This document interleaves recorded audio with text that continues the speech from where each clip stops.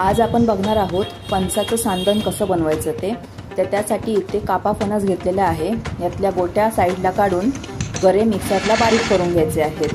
त्यानंतर ह्याची पेस्ट झाली की एका हीटिंग पॅन मध्ये एक मोठा चमचा तूप घालून त्यात 1 वाटी रवा व्यवस्थित खरपूस भाजून घ्यायचा आहे।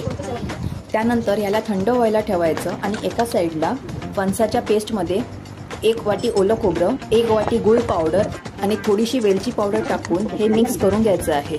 सगळं व्यवस्थित मिक्स झाल्यानंतर भाजून घेतलेला जो रवा होता तो आपल्याला यात मिक्स करून त्यात चवीनुसार मीठ ॲड करून या मिश्रणाला व्यवस्थित लम्स न ठेवता मिक्स करून घ्यायचं।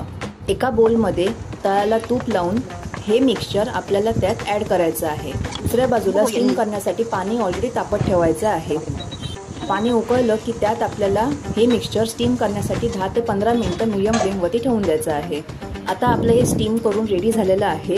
थंड झालं की बोल पलटी मारून ह्याच्या वड्या आपल्याला पाडून घ्यायच्या आहेत। तर आता आपलं हे फणसाचं सांदण रेडी झालेलं आहे। रेसिपी आवडली असेल तर लाईक, शेअर आणि सबस्क्राईब करायला विसरू नका आणि बेल आयकॉनवर आवर्जून क्लिक करा आणि इंस्टाग्राम अकाउंटला मला कोकण कन्या 299 या आयडीवर फॉलो नक्की करा।